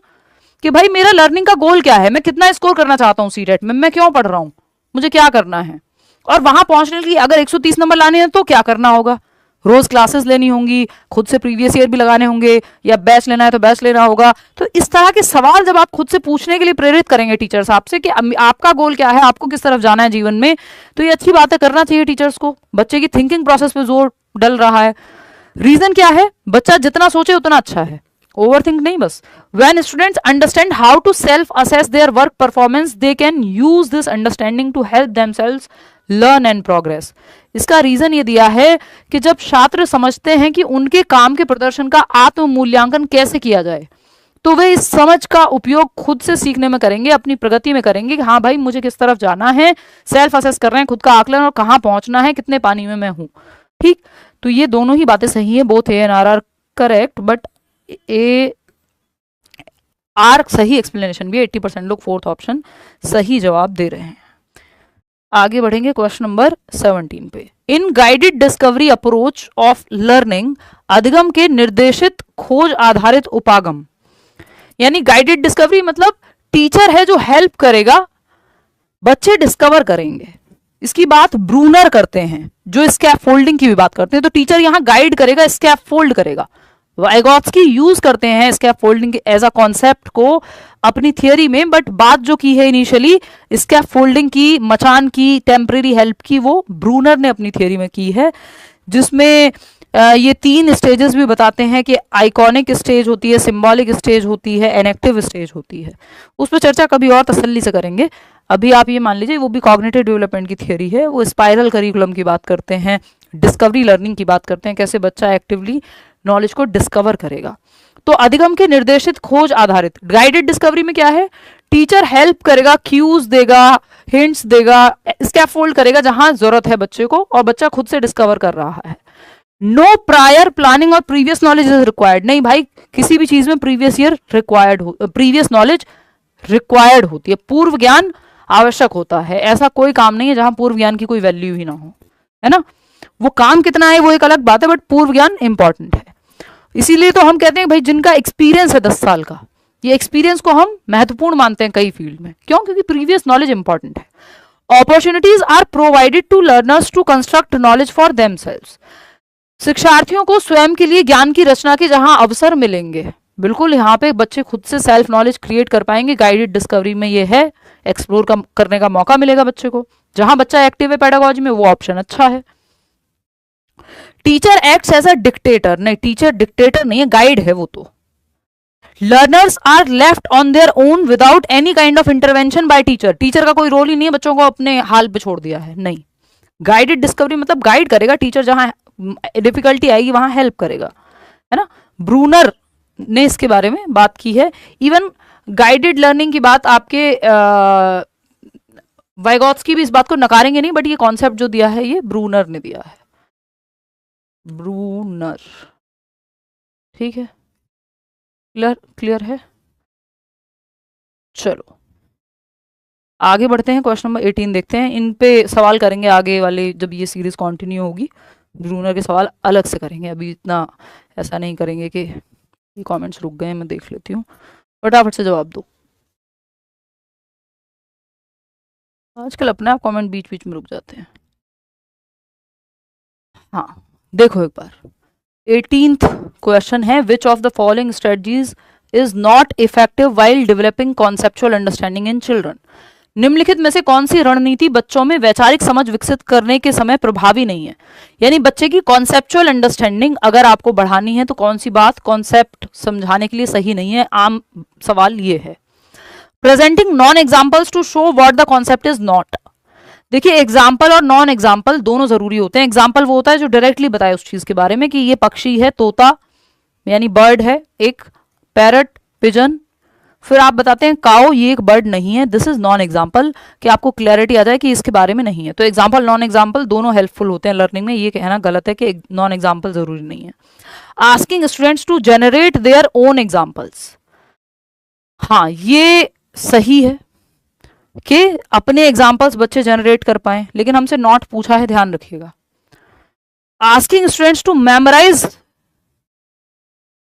Presenting non examples to show what the concept is not, हाँ ये ठीक है, इसको गलत नहीं बताया, नॉन एग्जाम्पल को सही बताया है, मैंने ही गलत पढ़ लिया था। अवधारणा क्या नहीं है, या नॉन एग्जाम्पल गैर उदाहरण बोलते हैं इसको, ये भी हेल्पफुल होते हैं ताकि पता लगे कि कॉन्सेप्ट से क्या अलग है, तो कॉन्सेप्ट की क्लैरिटी आती है नॉन एग्जाम्पल से। Asking students to memorise the definition, ये गलत है, ये इफेक्टिव तरीका नहीं है बच्चे की कॉन्सेप्ट की समझ को बनाने में, संप्रत्तियों की समझ के निर्माण में, कि बच्चे को बस याद करने को कह दो तो आपने डेफिनेशन तो याद कर ली होगी, कॉन्सेप्ट आपको पता नहीं होगा। डेफिनेशन पूछो, आप फटाफट रट्टा लगाया हुआ है आप बता देंगे, तो इससे कॉन्सेप्चुअल क्लैरिटी नहीं है, रोट लर्निंग है ये, रोट लर्निंग का उदाहरण है ये। और जो गलत था वही सही है क्योंकि पूछा ही गलत था, नॉट पूछा था।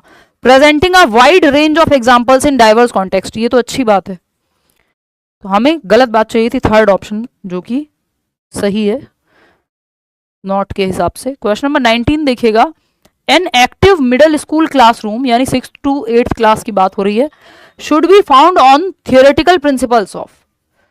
एक एक्टिव यानी सक्रिय क्लासरूम, एक सक्रिय माध्यमिक विद्यालय कक्षा किसके सैद्धांतिक सिद्धांतों पर स्थापित की जानी चाहिए? यानी बच्चे जहां एक्टिव हैं, एक्टिव क्लासरूम किस स्कूल ऑफ थॉट या साइकोलॉजी के बेसिस पे बनाया जाना चाहिए? बिल्कुल सही कह रहे हैं आप लोग, सेकंड ऑप्शन 75% लोग, सोशल कंस्ट्रक्टिविज्म। रचनावाद अकेले भी लिखा होता तो सही ही होता, सामाजिक रचनावाद, क्योंकि बच्चे सक्रिय हैं, ग्रुप में सीख रहे हैं, तो सोशल कंस्ट्रक्टिविज्म यानी वाइगॉत्स्की की बात हो रही है। अगर रेडिकल कंस्ट्रक्टिविज्म होता है या सिर्फ रचनावाद होता तो रचनावाद में पियाजे और वाइगॉत्स्की दोनों आ जाते हैं। पियाजे रेडिकल यानी उग्र रचनावादी हैं जो बच्चे की एक्टिविटी पे ज्यादा जोर देते हैं। सोशल कंस्ट्रक्टिविस्ट यानी सामाजिक रचनावादी वाइगॉत्स्की हैं जो ग्रुप एक्टिविटीज पे या समाज के साथ सीखने पे ज्यादा जोर देते हैं, बट बच्चों को दोनों एक्टिव रखने पे जोर देते हैं।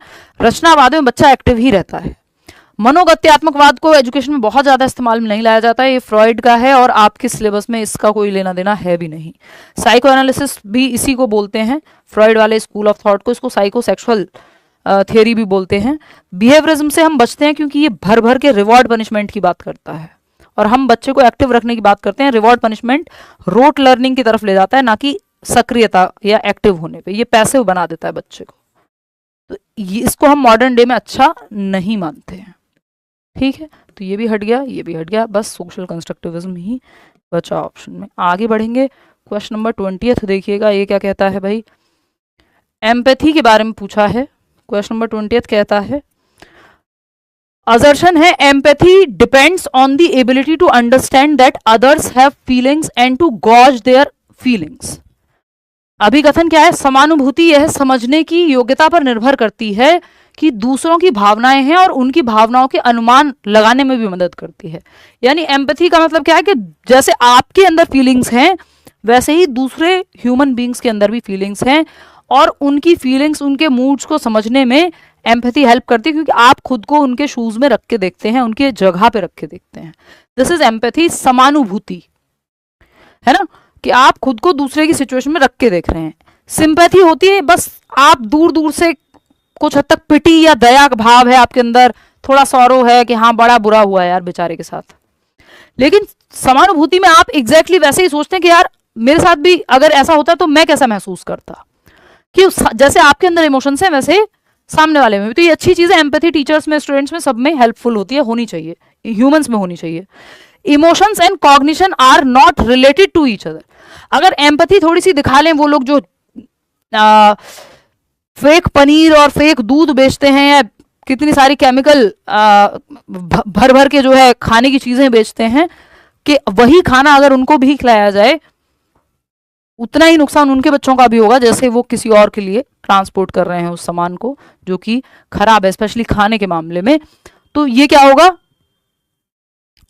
तो बहुत सारी गलत चीजें होनी बंद हो जाएंगी अगर एम्पथाइज या एम्पैथी क्रिएट हो जाए इंसान में, है ना, कि खुद को दूसरे की जगह रख के देखने लगे। अगर emotions and cognition are not related to each other, ये तो कह ही नहीं सकते भाई, जो आपके इमोशंस हैं वो आपके दिमाग से रिलेटेड हैं, cognition and emotion are related, है ना, they are independent in case of judging, जब तक ना लिखा हो तब तक हम स्वतंत्र नहीं कह सकते, संबंधित नहीं है तो कहेंगे ही नहीं, इंटरट्वाइंड हैं, इंटरवोवन हैं, इंटर रिलेटेड हैं, अंतः संबंधित हैं दिल और दिमाग। अगर इमोशंस ठीक नहीं है, जीवन में कोई घटना घटी है, किसी की मृत्यु हुई है, लव्ड वन की, ब्रेकअप हुआ है, आपका दिमाग पे भी असर पड़ेगा उस चीज का। हो सकता है जो चीज आपको आती हो पेपर में वो भी ना कर पाओ उस दिन, अंतर आ सकता है, प्रभावित कर सकता है। अगर पॉजिटिवली प्रभावित कर रहा है तो हो सकता है आप बहुत अच्छा कर जाएं, है ना। तो इमोशंस प्रभावित करते हैं दिमाग को। ए तो सही है बट आर सही नहीं है, मतलब क्या हुआ, सेकंड ऑप्शन आप लोग कह रहे हैं जो कि सही बात है, आर फॉल्स है, ए तो सही है। ठीक है, आगे बढ़ेंगे नेक्स्ट क्वेश्चन पे। नेक्स्ट क्वेश्चन क्या है, question number 21। A middle school teacher can enable students become strategic self motivated learners. एक मिडल स्कूल टीचर है यानी 6 to 8th क्लास की टीचर है, एनेबल कर सकती है, हेल्प कर सकती है स्टूडेंट्स को to become strategic self motivated learners, कि खुद से बच्चे मोटिवेटेड रहे हैं कि भाई एग्जाम तुम्हारा है, पेपर तुम्हारा है, पढ़ लो भाई, जीवन दोबारा नहीं मिलेगा, है ना, और मौका भी दोबारा नहीं मिलेगा नौकरी का। तो ये क्या है, एक माध्यमिक स्कूल शिक्षक छात्रों को रणनीतिक स्वप्रेरित शिक्षार्थी बनने में किस प्रकार सक्षम बना सकते हैं। तो बहुत तरीके हैं, आपसे पूछा है कौन सा तरीका सही है, तरीके तो बहुत सारे, तरीका तो ये भी है कि पढ़ लो नहीं तो रिक्शा चलाओगे, बट ये कोई बहुत अच्छा तरीका नहीं है। हालांकि फियर से बहुत लोग काम कर जाते हैं, लेकिन that is not the right way for a teacher, at least teacher के लिए सही तरीका नहीं है, उसमें चाहे कितना भी सच हो। Providing varied forms of reinforcement for every task completed, हर बार जो भी आपने कार्य पूरा किया है उस पर पुनर्बलन, गुड, वेरी गुड, शाबाश कहना। तो सेल्फ मोटिवेशन नहीं है, तो बाहर से आपको कोई मोटिवेट करता रहेगा, कहता रहेगा, तब तक आप काम करेंगे। सेल्फ मोटिवेशन है कि बाहर से जरूरत ना पड़े, रीइंफोर्समेंट बाहर से मिलता है। Dictating well prepared answers two questions in the text book, ये रट्टाफिकेशन है, इससे कोई मोटिवेशन, सेल्फ मोटिवेशन नहीं है। Stressing upon objective type testing, ये भी, इसमें भी कोई सेल्फ मोटिवेशन का नामो निशान नहीं है। Encouraging students to develop their metacognitive knowledge and skills, कि बच्चों में उनकी थिंकिंग प्रक्रिया को, उनकी सोच को जगा दो कि वो गलतफहमी में ना जी रहे हो। अधिसंज्ञानात्मक ज्ञान, यानी वो रिफ्लेक्ट करें, रिव्यू करें अपने एक्शंस को, प्लान करें। थिंकिंग अबाउट थिंकिंग, कि भाई मैं पढ़ता नहीं हूं तो क्यों नहीं पढ़ता हूं, और नहीं पढ़ूंगा तो क्या होगा, क्या ये मेरे लिए जरूरी है, क्यों जरूरी है, अगर जरूरी है तो मुझे ठीक से करना होगा, प्लान करना होगा, रिव्यू करना होगा, रिफ्लेक्ट करना होगा, खुद से देखना होगा कि मैं सही दिशा में जा रहा हूं या नहीं जा रहा हूं। तो ये जिस दिन बच्चे में मेटाकॉग्निटिव स्किल्स आ जाएंगी कि वो थिंकिंग के बारे में भी अपनी थिंकिंग कर पाए, thinking about thinking, planning about planning, या फिर मैं कहूं फीलिंग अबाउट फीलिंग्स, कि वो कैसा महसूस कर रहा है, ये वो क्यों महसूस कर रहा है, ये वो देख पाए, तो ये हायर लेवल थिंकिंग हो जाएगी। ये बेटर है, इससे सेल्फ मोटिवेशन बनी रहेगी, बाहर से किसी को गुड, वेरी गुड कहने की जरूरत नहीं पड़ेगी, सेल्फ मोटिवेटेड रहोगे आप किस तरफ वीक हो, कैसे उस वीकनेस को मिटाना है, वो सारी स्ट्रेंथ और वीकनेस सब आप मेटाकॉग्निशन में देख लेते हो। Which of the following exemplifies intrinsic motivation, metacognition को एक दिन बहुत तसल्ली से समझेंगे, मुझे पता है कुछ लोगों को बीच में दिक्कत आती है ना। तो निम्नलिखित में से कौन सा आंतरिक अभिप्रेरणा का उदाहरण है।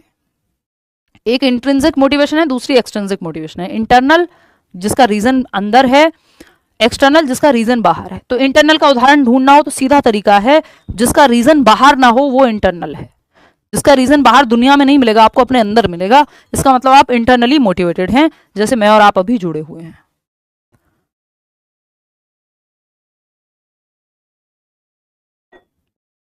तो इसमें से कुछ लोग होंगे जो सिर्फ नंबर के लिए पढ़ रहे होंगे, कुछ को इंटरेस्ट भी आ रहा है। फर्स्ट ऑप्शन 89% लोग कह रहे हैं motivation driven by personal interest और एंजॉयमेंट ऑफ द टास्क। बिल्कुल सिंपल तरीका है, बाहर रीजन नहीं मिलेगा इंटरनल मोटिवेशन का, आंतरिक अभिप्रेरणा का रीजन जो है आपको कारण अंदर मिलेगा कि आपको इंटरेस्ट है उस सब्जेक्ट में, आनंद आता है उस काम में, जैसे टीचिंग में मुझे आता है ना, जानने में आता है चीजों को, कि हर व्यक्ति को कुछ ना कुछ तो ऐसा होगा जिसमें उसको पर्सनल एंजॉयमेंट या इंटरेस्ट के लिए वो काम करता है ना। किसी को हो सकता है मूवी देखने में आनंद आता हो। Motivation driven by competition with others, ये एक्सटर्नल मोटिवेशन है, बहुत लंबे दूरी तक नहीं लेके जाएगा, ये अंदर से खोखला कर देगा एक टाइम के बाद। ये म्यूचुअली एक्सक्लूसिव नहीं होते, एक दूसरे में जुड़ जाते हैं। कई बार आप शुरू मजबूरी में करते हैं, फिर मजा आने लगता है, मतलब शुरू किया था एक्सटर्नल मोटिवेशन से, फिर आपको खुद अच्छा लगने लग गया, इंटरनल बन गई वो चीज। तो ऐसा भी पॉसिबल है। Motivation driven by gaining the appreciation of others, ये एक्सटर्नल मोटिवेशन, रीजन बाहर है इसमें। पर्सनल एंजॉयमेंट और इंटरेस्ट में, आपकी रुचि है किसी चीज में इसलिए गिटार बजाते हैं, तो या आपको पढ़ना पसंद है इसलिए पढ़ते हैं, पेपर की चिंता नहीं है, तो ये रीजन इंटरनल है। बट ये सारे एक्सटर्नल है कि बाहरी प्रशंसा, प्रतिस्पर्धा, है ना, एक्सटर्नल रिवॉर्ड मिलेगा, फर्स्ट आऊंगा, ये सब एक्सटर्नल रीजंस है। मोटिवेशन ये भी है, काम इसमें भी कर रहे होगे, तो first option is the right answer. आगे बढ़ेंगे, क्वेश्चन नंबर 23 देखिएगा। Which debate is highlighted in the following question, development की डिबेट के बारे में बात हो रही है, ध्यान से पढ़ना। डज एन इंडिविजुअल्स, ये सबसे इंपॉर्टेंट सवाल है आज का, इन अ वे, फटाफट से बताओ। पेमेंट नहीं हो रहा है करियर में, क्यूआर कोड नहीं आ रहा है। यार मैं आपको ना एक हेल्पलाइन नंबर दे रही हूँ, टीचिंग के लिए हमने अभी बनवाया है बोल करके, क्योंकि बहुत लोगों को अलग अलग तरह की समस्याएं आ रही थी, क्योंकि बहुत संख्या में लोग जो है एडमिशन ले रहे होते हैं कई बार। तो मैंने उदय सर को बोला था, एक नंबर है ये, मैं लिखवा दे रही हूँ, अभी आएंगे इस सवाल पे वापस। ये टीचिंग की हेल्पलाइन है करियर पे, 9319 28 5149, ठीक है, करियर विल टीचिंग। तो आपका कोई भी डाउट है, आपको दिक्कत आ रही है एडमिशन लेने में, कोई और समस्या है ना, तो ये आप कॉल कर सकते हैं करियर विल हेल्पलाइन पे टीचिंग एग्जाम्स के लिए। UP TET, C TET, pedagogy special, BPSC, Jharkhand TET, इन 4-5 बैचेस में एडमिशन्स ओपन हैं, आप एनरोल भी करा सकते हैं, और कोई डाउट हो तो इस नंबर पे पूछ सकते हैं। चलिए आगे बढ़ेंगे, देखिए question. Does an individuals biologically determined sex bring with it all the characteristics that define one socially constructed gender. भाई हमें ये पता है कि जो बायोलॉजिकल कंस्ट्रक्ट है सेक्स, कि आपकी जैविक संरचना कैसी है, शारीरिक संरचना कैसी है, बनावट कैसी है, वो सेक्स है। आप महसूस कैसे करते हैं अपने अंदर, और समाज से आपने क्या सीखा है कि लड़के कैसे रहते हैं, लड़कियां कैसे रहती हैं, वो जेंडर है, जेंडर रोल्स हैं। क्या किसी व्यक्ति का जैविक रूप से निर्धारित जेंडर, ये जैविक रूप से निर्धारित सेक्स यहां पे लिखा होना चाहिए था। सेक्स अपने साथ वे सभी विशेषताएं लाता है जो किसी के सामाजिक रूप से निर्मित जेंडर को परिभाषित करती हैं। यानी कि आप बायोलॉजिकली ये चीज सुनिश्चित होती है कि जैसे आप सोशली बिहेव कर रहे हैं, कि लड़कियां साड़ी पहनेंगी, ये बायोलॉजी में लिखा हुआ है, नहीं भाई, इंडिया में पहन रही हैं, अमेरिका में कुछ और पहन रही होंगी, यूरोप में कुछ और चल रहा होगा ड्रेसिंग स्टाइल। तो ये बायोलॉजिकली आप कैसे बने हैं, ये थोड़ी तय होता है सेक्स से, कि आपकी बायोलॉजिकल संरचना जो है सेक्स से ये निर्धारित थोड़ी होता है कि जेंडर जो कि सोशली कंस्ट्रक्टेड है, सामाजिक निर्माण है, सामाजिक कंस्ट्रक्ट है, संरचना है, जिसको हम जेंडर कह रहे हैं, कि लड़कियां, फिर उसमें स्टीरियोटाइपिंग आ जाती है। तो ऐसा नहीं है कि जो बायोलॉजिकली डिटरमिन्ड सेक्स है वो ब्रिंग, मतलब जन्म के साथ आपकी बायोलॉजिकल डिटर्मिनेशन, आपके डिटर्मिनेशन के साथ, आपकी जैविक संरचना के साथ ये बात तय नहीं हो रही है कि सोशली आप जेंडर को कैसे देखेंगे। जेंडर अपने आप में डायनेमिक है।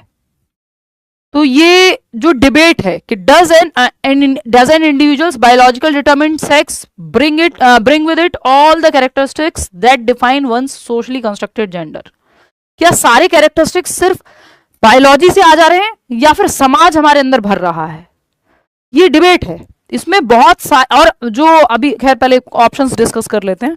कॉन्टिन्यूअस और डिसकॉन्टिन्यूअस व्यू ऑफ डेवलपमेंट, नहीं, कॉन्टिन्यूअस और डिसकॉन्टिन्यूअस वाले कहेंगे, डिसकॉन्टिन्यूअस वाले प्याजे कहेंगे स्टेजेस में होता है, कॉन्टिन्यूअस वाले जैसे वाइगॉट्स्की कहेंगे नहीं भाई कॉन्टिन्यूअस है। तो ये तो अलग डिबेट हो गई।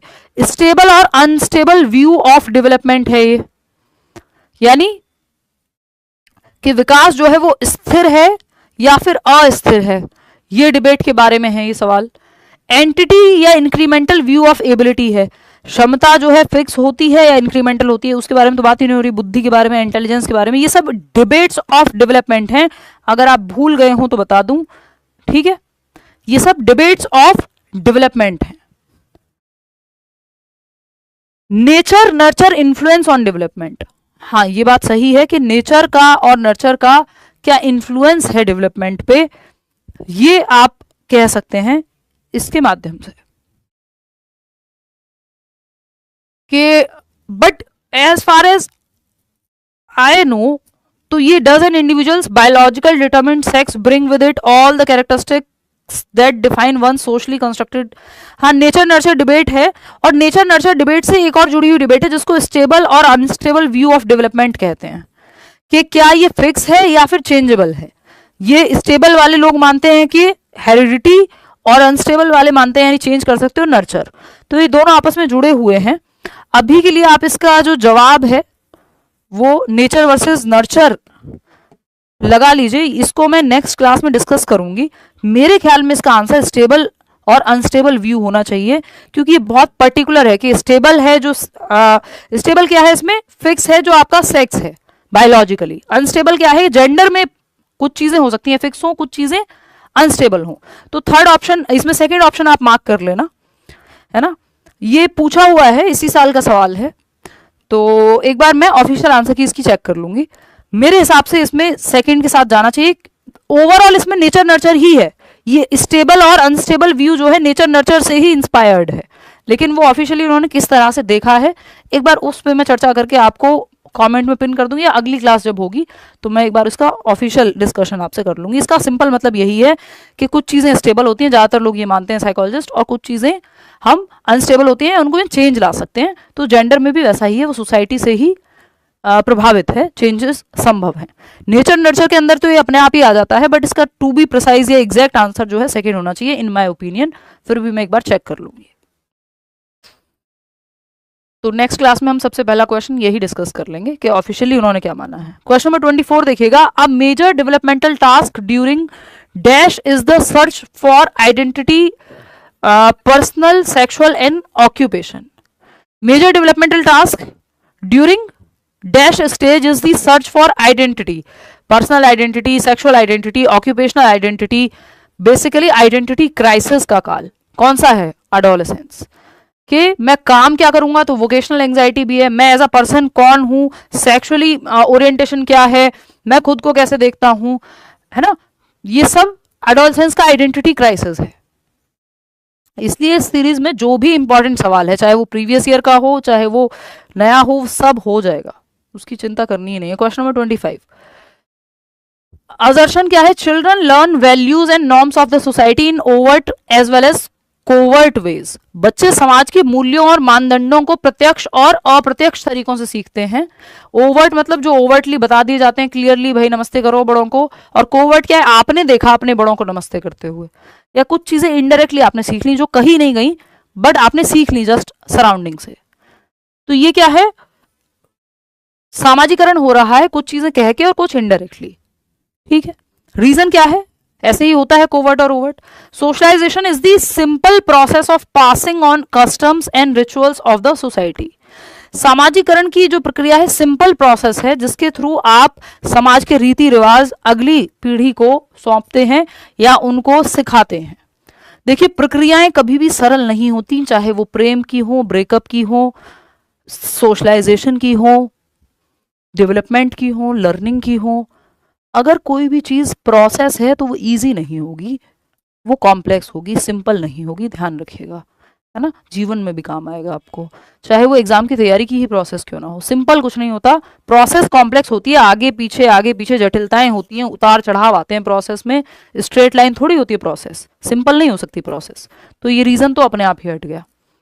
तो इसका जो फोर्थ ऑप्शन आप लोग देने में लगे हुए हैं ये गलत जवाब है, क्योंकि ये सोशलाइजेशन के बारे में तो है बट ये बात ही गलत है कि सिंपल प्रोसेस है सोशलाइजेशन, जीवन पर्यंत चलती है। भाई कॉम्प्लेक्स प्रोसेस है, बहुत सारी चीजें आप ओवर्टली सीखते हैं, कोवर्टली सीखते हैं, कुछ चीजों को आप चैलेंज करते हैं, कुछ चीजें बदल जानी चाहिए समय के साथ, समझ रहे हो बात को।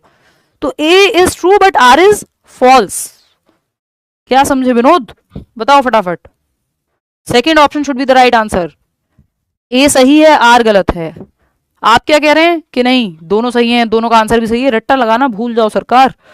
क्वेश्चन नंबर 26 देखिएगा। As per Jean Piaget's theory of cognitive development which of the following abilities distinguishes formal operational thinking from concrete operational thinking. ये बहुत सवाल आता है, कभी कह देंगे प्री ऑपरेशनल से कॉन्क्रीट ऑपरेशनल को क्या चीज अलग करती है, इसमें पूछ लिया फॉर्मल ऑपरेशनल से कॉन्क्रीट ऑपरेशनल में क्या डिफरेंस है, कैसे पता चलेगा किस एक कैरेक्टरिस्टिक से कि बच्चा कॉन्क्रीट में है कि फॉर्मल ऑपरेशनल में है। कॉन्क्रीट थर्ड स्टेज है 7 से 11 वाली, और ये 11 एंड अबव फाइनल औपचारिक संक्रियात्मक है। कंजर्वेशन, कंजर्वेशन फॉर्मल ऑपरेशनल और कॉन्क्रीट ऑपरेशनल की बात हो रही है। कंजर्वेशन अगर प्री ऑपरेशनल और कॉन्क्रीट की हो रही होती तो अंतर हो जाता। ऑब्जेक्ट परमानेंस की तो यहाँ बात ही नहीं है, तो जन्म से 2 वर्ष में आ जाता है वस्तु स्थायित्व। सिंबॉलिक प्ले ये 2 से 7 में, तो ये प्री ऑपरेशनल से अलग करना होता तो आ जाता। ठीक है, बचा क्या एब्स्ट्रैक्ट लॉजिक, क्योंकि कंजर्वेशन तो आ जाता है कॉन्क्रीट ऑपरेशनल में, है ना। ये कंजर्वेशन पूछे तो प्री ऑपरेशनल से अलग करता है, ये प्री ऑपरेशनल को सेंसरी मोटर से अलग करता है, ये प्री ऑपरेशनल को कॉन्क्रीट ऑपरेशनल से अलग करता है। लेकिन अमूर्त तर्क जो है वो कॉन्क्रीट को फॉर्मल ऑपरेशनल से अलग करता है, क्योंकि कॉन्क्रीट और फॉर्मल में ये अंतर है कि कॉन्क्रीट ऑपरेशनल में मूर्त संक्रियात्मक में अमूर्त चिंतन नहीं आया, क्योंकि वो तो कॉन्क्रीट है, मूर्त है। कॉन्क्रीट वो चीजें जिनको आप देख सकते हो, छू सकते हो, टच कर सकते हो, फील कर सकते हो। अमूर्त चीजें आपके विचारों में होती हैं कई बार। अब लव एक्चुअल में कहीं थोड़ी है, आप करते रहो चर्चा, फीलिंग है, एब्स्ट्रैक्ट है ना। तो अमूर्त चिंतन जैसे बहुत सारे हाइपोथेटिकल सिचुएशंस हो सकती हैं, थियरम्स वगैरह प्रूव करना हुआ, तो ये फोर्थ ऑप्शन है एब्स्ट्रैक्ट लॉजिक जो है वो आपका आता है लास्ट स्टेज में फॉर्मल में। क्वेश्चन नंबर 24 देखेंगे, इसमें कितने लोगों ने सही जवाब दिया 71%, चलो बहुत बढ़िया। क्वेश्चन नंबर 27 देखो, 3 सवाल और हैं। A significant critique of Jean Piaget is that he failed to adequately consider the influence of dash on development। कि जीन पियाजे की ये एक महत्वपूर्ण आलोचना है, आप कितने भी महान बन जाइए, लोग आलोचना आपकी करते रहेंगे। इसका एग्जाम्पल है कि जीन पियाजे की भी आलोचनाएं होती हैं। यह है कि वह विकास पर डैश के प्रभाव पर पर्याप्त रूप से विचार करने में विफल थे। मतलब उन्होंने कोई एक एस्पेक्ट था डेवलपमेंट पे जिसको महत्व नहीं दिया, जिसकी वजह से उनकी आलोचना होती है, क्रिटिसाइज किया जाता है इस चीज के लिए उन्हें। तो आप बताएंगे।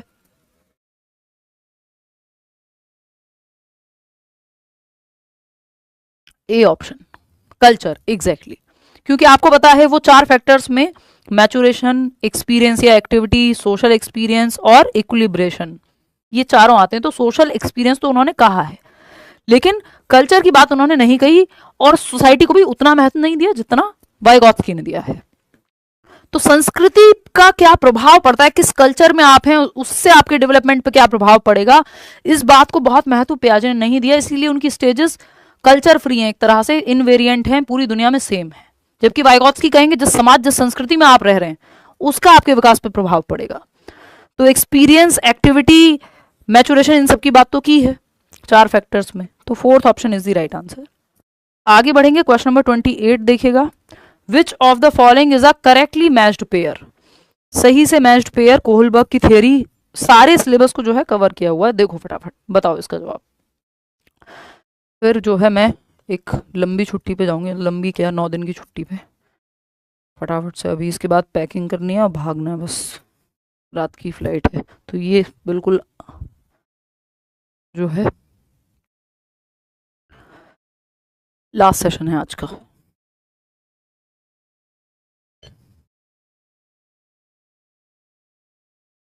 गुड मॉर्निंग मैम, बहुत बढ़िया, good morning ji.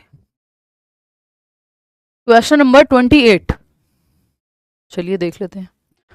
Question number 28, which of the following is a correctly matched pair. Good boy good girl orientation, greatest good for greater numbers. नहीं भाई, गुड बॉय गुड गर्ल को तो पढ़ी ही नहीं है, greatest number की नहीं पढ़ी, अच्छा लड़का अच्छी लड़की को, ये थर्ड स्टेज है। तो यहां तो कि कोई बात नहीं, दुनिया में लोग मतलब दुनिया में कुछ भी होता रहे, आप कुप्रथाएं भी चलाते रहोगे, दहेज भी चल रहा है तो चले, क्योंकि आपके माँ बाप तो कहेंगे हमारे यहाँ तो ऐसे ही होता है बेटा, तुम तो गुड बॉय तभी कहलाओगे जब बात मानोगे। तो अब ये ग्रेटर गुड के लिए सही नहीं है, लेकिन आप लगे पड़े हैं गलत काम को भी सही करने में। क्यों? क्योंकि आपको तो प्रेज चाहिए, प्रशंसा चाहिए। तो ये एक्सप्लेनेशन गलत है। ये 5th स्टेज का एक्सप्लेनेशन है 3rd स्टेज पे। लॉ एंड ऑर्डर ओरिएंटेशन में upholding principles of social justice for humanity. Principles की कोई बात ही नहीं होती लॉ एंड ऑर्डर में। तो सिंपल आपको एक ऑर्डर फॉलो करना है ताकि सोसाइटी में केओस ना हो, एक क्रम बना रहे, सब नियम का पालन करें। सब रेड लाइट तोड़ेंगे तो कैसे चलेगा? Social contract orientation, consideration of perception of others, दूसरों के धारणा पर ध्यान देना या परसेप्शन पे ध्यान देना, सोशल कॉन्ट्रैक्ट ओरिएंटेशन है। पनिशमेंट एंड ओबीडियंस क्या कह रहा है भाई? Avoidance of bad consequences. यही सबसे सच्ची बात है यहाँ पे जो सही कही गई है, क्योंकि सोशल कॉन्ट्रैक्ट ओरिएंटेशन में consideration of perception of others नहीं, अगर बड़े ग्रेटर गुड का, यानी ये जो पहले वाली एक्सप्लेनेशन है ये इसकी है 3rd की, है ना। ये अच्छा सवाल बनाया उन्होंने। तो punishment and obedience orientation, avoidance of bad consequences, क्योंकि ये पहली ही स्टेज है कोलबर्ग की मॉरल डेवलपमेंट में, प्री कन्वेंशनल मॉरलिटी। खुद की मॉरलिटी 0 होती है इस स्टेज में। जिस चीज से पनिशमेंट मिल रही है वो चीज खराब है, जिस चीज से पनिशमेंट नहीं मिले उसकी आज्ञा पालन करो। तो यहां पे बुरे परिणामों से बचाव मेन मुद्दा है। सही वो है जिससे डांट ना पड़े, है ना। जैसे माँ बाप की आज्ञा का पालन फाइनल है ना। अगर आपके भाई या बहन से कोई ग्लास टूटा है और 3 साल के बच्चे हैं दोनों, या 4 साल के बच्चे हैं फॉर दैट मैटर, है ना, 5 साल के भी हैं हम मान लेते हैं, ग्लास टूट गया और आपको पता है कि अगर ग्लास टूटता है तो मम्मी जो है डांटती हैं, पिछली बार डांट पड़ी थी। तो आपसे ग्लास टूटा, आपको डांट पड़ी थी, आपको पता है डांट पड़ेगी अगर ग्लास टूटेगा, तो आज्ञा का पालन करना है, ग्लास नहीं तोड़ना है या चुपचाप से ध्यान में रखना है। आपकी बहन से गलती से ग्लास टूट गया, आपने जान के तोड़ा था, अब आप कहोगे कि सजा तो बराबर मिलनी चाहिए, बैड कॉन्सिक्वेंस तो मिलेगा। इंटेंशन क्या था उससे फर्क नहीं पड़ता। तो यहां इंटेंट का फर्क नहीं पड़ता भाई। कानून भी आपको एक बार को थोड़ी फ्लेक्सिबिलिटी दे देता है ना, कि अगर आपका इंटेंट सेल्फ डिफेंस में, अगर किसी का जीवन भी चला गया आपसे, तो वो सेल्फ डिफेंस में है ना, अपनी जान बचाने के लिए गया है, तो वो इंटेंट देखता है। बट यहां पे इंटेंट नहीं देखा जाता।